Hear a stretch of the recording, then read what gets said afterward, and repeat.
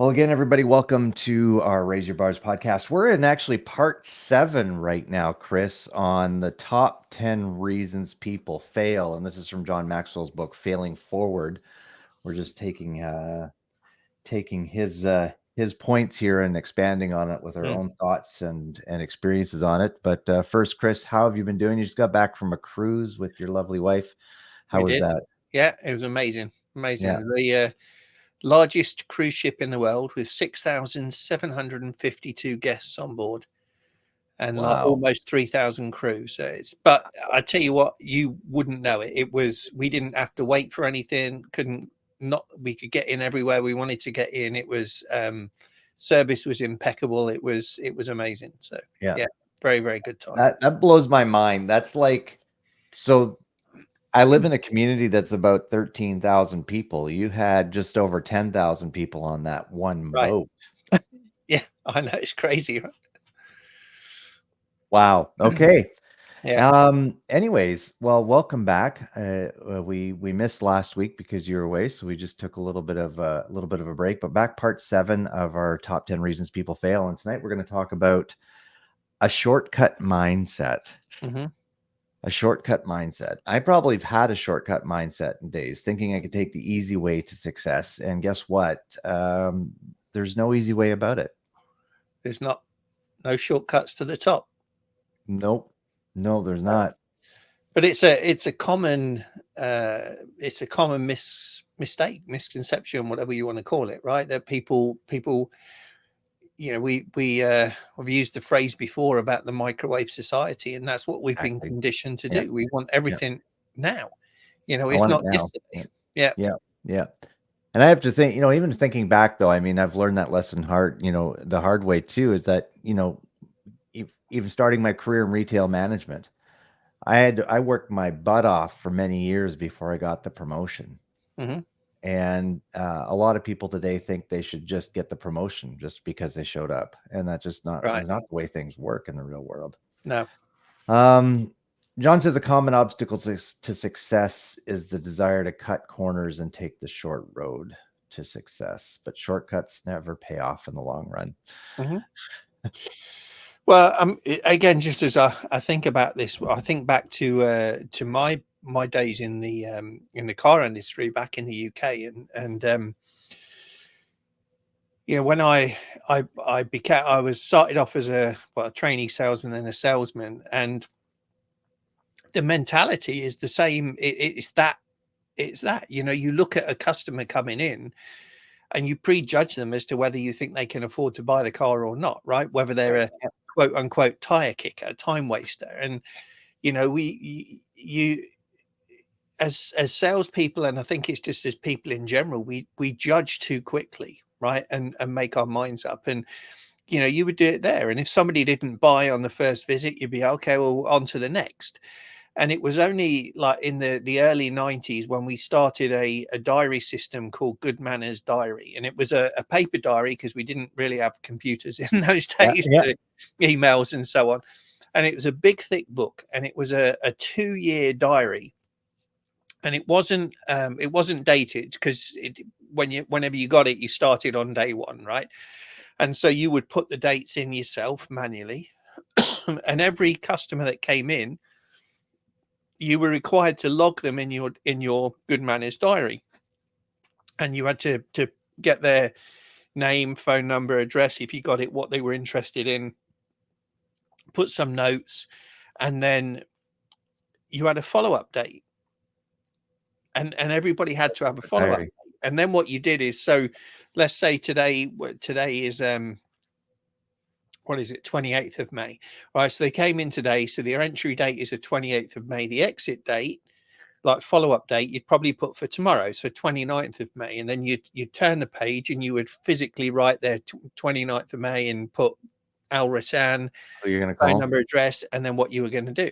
Mm-hmm. And then the sales manager would then go through this with you, right? And everybody had to have a follow-up date.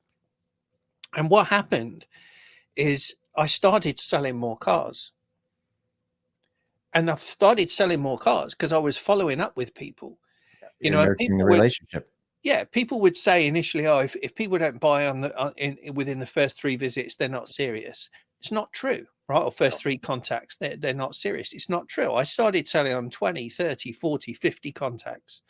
And that's where it just reminded me, when you're saying this, the shortcut to success. We try and do the immediate results. If we don't get it, it's like, okay, let that go. Let's be on to the next. Yeah. And Yeah. so True. that changed, it changed my mentality to teach people and train people and say, listen, the customer you're with is the most valuable prospect at that time, right? Because again, you would get people and they would be talking to a customer. So I've been talking to you, and then at the corner of my eye, I'd see someone, I go, oh, they look like they've got lots of money, they can do it. And I'd try and brush you off and rush you if you weren't buying, and get onto that person. And they may have just been coming into the service department, or they may have just dropped somebody off or whatever, right? And then you're like, okay, I've blown it. Yeah. So there is no shortcut. No. You know, we should follow the process, do the same every time, and we will get success. Yeah. Which I is like what hard. no, exactly. Exactly. I liked what you said about the most important customer you have is the one in front of you at that time.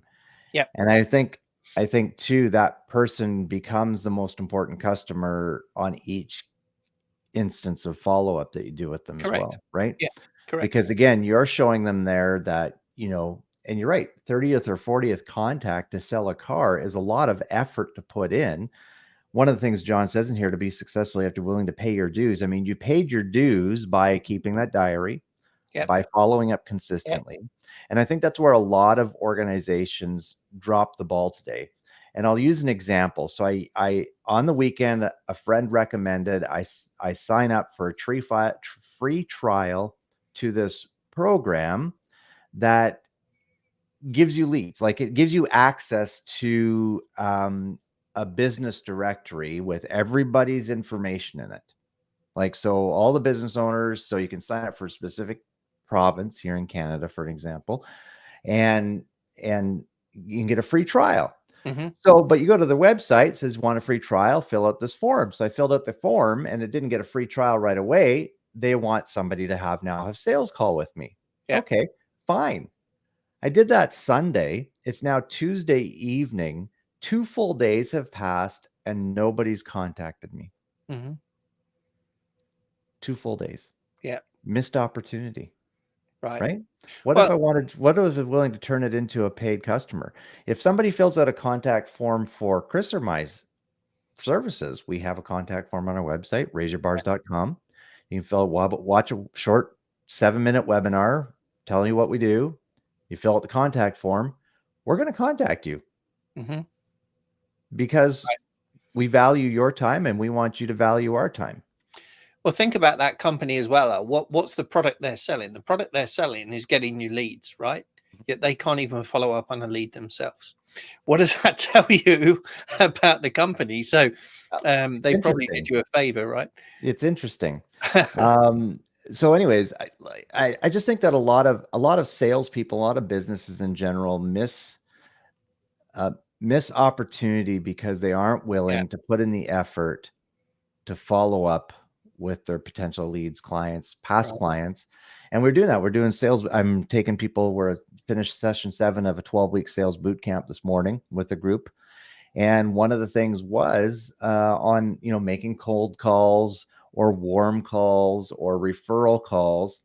And then also we talked about the importance of, what about contacting your past clients? When's the last time you've called clients that you've dealt with in the past that maybe you haven't seen in a year or 2, and phone them to follow up? How are things going? Is everything still working well? Did you need any more services that we offer? You used to use our service, you're not now. Is there anything that you're looking for help with in the different? And I have multiple different products and services being sold by the different companies in this sales boot camp. And a lot of them had not done that. Right. One company did have a system in place, so they followed up about every 2 years with a client. Too long. And that was, I thought the other ones didn't, right? So it's better than nothing, but yeah. Better than nothing. And this was actually a vision care company, so that every 2 years you should have your eyes checked anyway. So Right. it's, every year maybe as you get older. But so they do actually, they had to have a system in place. But the others did not. And I said, how much missed opportunity is that? And again, re-engaging that customer, they may not need anything right now, but you built the relationship with them. Mhm. They know, like, and trust you because they did do business with you. How come, go and Yeah. when you reconnect with them, ask for that referral. Exactly. I was just going to say that too. And that was the other thing with this diary system, right? Is that even when you'd sold a car, you still didn't take anybody out of the diary system. You still put them forward for follow-ups. And we used to do well, post delivery, you do like within a month, and then you do 6 months, and then it would be every 6 months after that. Right. So you would always be contacted in 6 months. And here's the key with that follow-up. You're not following up them to sell them anything. Oh, Right? You're just following up to see how they're doing. How is whatever they purchased doing? Right? How's the family doing? Right? So creating those connections and building those bonds. And then, as you say, it's like, hey, don't forget, if you know anybody else that is interested in ABC product, send them my way. You know, I'm going to look after them. yeah, Right? yeah. Just make sure when they come in, they tell me they've come from you or whatever it is, right? And eventually they will refer people, but they will also come back to you. And what it's doing as a business, it's reducing your cost of customer acquisition, because the repeat customer is the easiest one to sell to. They're normally the most profitable, right? Yep. They don't take as much time, so you can get more done in that time. It's a win-win-win. There is no downside to following up and staying in contact with people. Absolutely. Absolutely. So the next quote of the book I want to take, though, is cutting corners is really a sign of impatience and poor self-discipline. Yep. Ooh, Well, and again, I'll go back to the car industry. We used to have a 7-step process, and we called it 7 steps to the sale. And it was, if you follow these steps in order, you will sell more cars, right? right. And the cars is just a product that we would say. It could be anything, right? So you have your process and you follow it. If you skip steps in the process, you won't sell as much, Right. right? Because you're cutting corners. And even if the customer, the prospect that you're talking to, tries to pull you forward in the process, you go and Yeah. answer that, and then you get back on track with your Your- process, Yes, right? And exactly. take It's your control, job. Yeah. right? You've got to Yeah. be in control. So yeah, there is no shortcut. Right? It's like if you're applying for a job, you've got to do the application, you've got to send in your resume, you've really got to look at your resume and tailor it to that job description, right? Probably do a cover letter that matches that. Right. Then when you go, you got to do an interview. You may have to do a screening first and then an interview, and then you may have to do a second interview.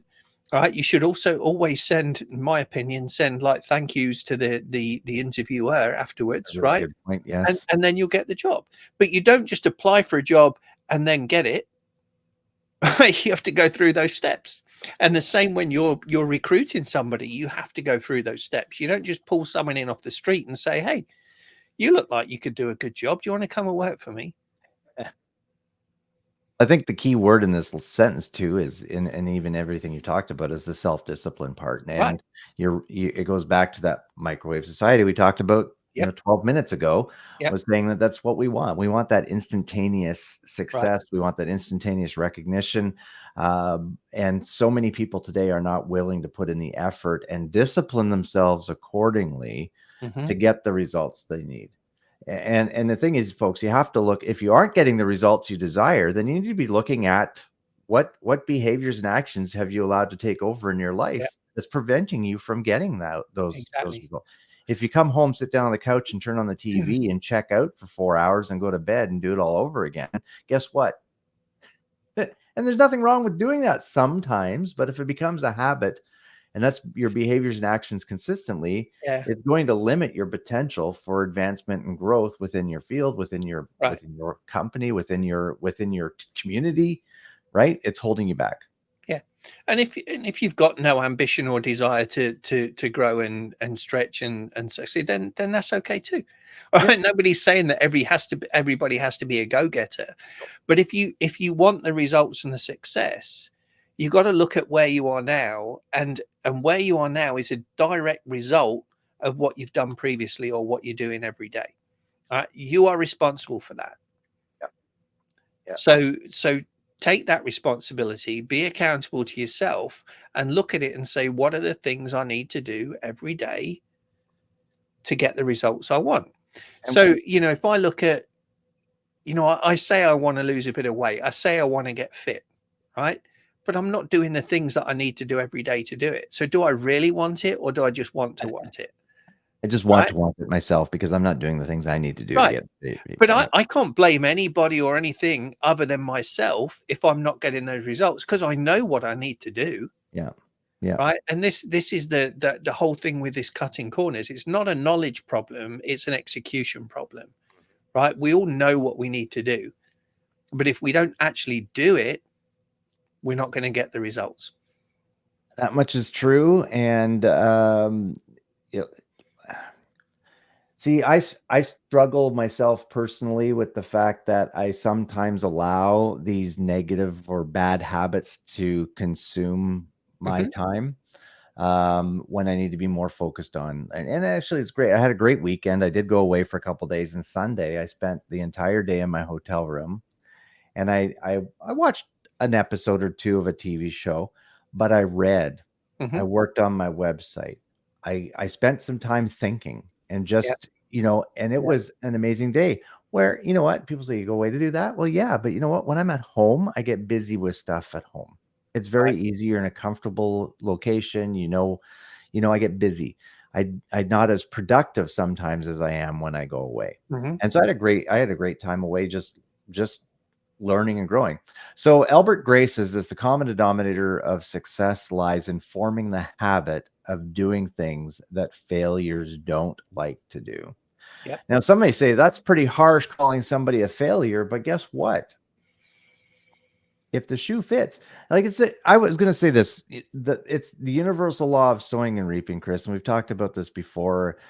If you're gonna sow laziness or so overeating or so eating unhealthy, guess what? You're going to Mhm. reap that. If you're going to sow the seeds of developing yourself and personal growth, and Earl Nightingale says 5,000 hours to become an expert in something. Are you going to invest that time? Are you going to pay your dues to reach the level of success that you desire in your life, whatever that means to you, because we're all going to define success differently. Yeah. uh, then we need to sow the seeds today to get the results we want down the road. Correct. And we have to be patient with it as well, right? Mm-hmm. If you're a farmer or a gardener or whatever, right, you don't put a seed in the ground, water it, and then the next day come out and you've got fruit, right? It doesn't Nope. work that way, Nope. right? You water it, you nurture it, you care for it over time, and you keep doing that consistently, and in time you will get the rewards, right? The Exactly. fruits of your labor, as they say. um and unfortunately, again, that comes back to that microwave society and things that we've fallen foul of before, right? Paying three, four, $5,000 for a course that's going to give you instant success, right? Doesn't work. That was 10,000. Right? It doesn't work. um even some of these weight loss programs or fitness programs and everything, you can sign up for them. They'll tell you everything that you need to do. They'll give you the recipes, and they'll give you menus and so on, and eating plans, but they can't do it for you, right? And just reading those things and looking at those things is not going to get you the results. No, Well, it will absolutely. get you results, but it's not the It's not the result you results want, that you right? want, that you want to Right. want. Right. So do you desire it enough? And here's I know you've got another point, but I'll just share. I'm reading a book, as you know, at the moment about the silver mind control technique, right? Right. And Yeah. and one of the things it's talking about in there is when you are picturing what it is that you want, right? And you're controlling and conditioning your mind to receive and to behave in a way that you want to behave, so you get the results, which is again effectively bars. Of course. Yeah. But it talks about three things. You got to desire the thing, right? You got to desire the thing first of all. Then you've got to believe that it's possible, and then you've got to expect that it's going to come true. And if any one of those three things is missing, it's not going to work. Right. All right. And that you can apply that to anything that you want. So let's look at weight loss. How much do you desire weight loss, right? How much does it mean to you? If you get that weight loss, how will that change your life? How will it make you feel? All right. Do you believe that you can achieve that? Do you believe it truly, or do you just want to believe it? Right. And then the third thing, do you expect it to come true? Because if you don't expect it to come true, guess what? You're not going to follow through with the behaviors and actions that you need to do, because you don't believe that, and expect the results to come. Yeah. Yeah.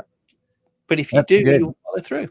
Yeah. And that's good. I think a lot of people think they believe it, but then, oh, I just have a low metabolism, or it's just I'm big boned, or, like using the weight loss example, right? We come up with these excuses, which is effectively counteracting the belief or the words we're speaking out one side of our face, right? I'm going to lose weight. I'm going to be energetic. I'm going to be healthy. Oh, but you know what? I have a low metabolism, so I really have a hard time. So, you're counteracting the words you just spoke with. And the challenge nowadays, Al, is that there's so many distractions available, right? Now, I know you said you're going into your store tonight and there's going to be no internet and stuff. And when you're saying it, you're thinking, oh, what am I going to do? Well, guess what? You can, like you said, you can read, right? You just said how much you enjoyed reading that day in Toronto, right? But there are so many distractions on our cell phones, TV, right? All those reels on Facebook, TikTok, Instagram, surfing the web, looking on YouTube and going through all these things. There are so many distractions and opportunities to take us away from what we need to do, or want to do, that it stops us doing those things. Right. One last quote by Joseph Mancusi. Truly successful people have learned to do what does not come naturally. Real success lies in experiencing fear or aversion and acting in spite of it. It's going to be uncomfortable, folks. Discipline is not people's favorite word. Self-discipline even more so, because that means we have to discipline ourselves to do what we need to do to get the results and the success that we want in this life. It's not going to be comfortable. It's going to be difficult, and it's going to definitely pull you out of your comfort zone to stretch to that level that you think you want to achieve. And Chris, you've talked a lot about, and even studied and written curriculum, using Simon Sinek's principle of the, start with why. Yeah. And I think a lot of all this goes back to our strong why in order to get to where we want to go. Yeah. And that's going to give us the fuel to our fire to have the self-discipline to change the things we need to change to get the results we want. Do you really want it, or you just want to want it? Exactly. I know that sounds like a silly statement, but it's true. It's true. It's true.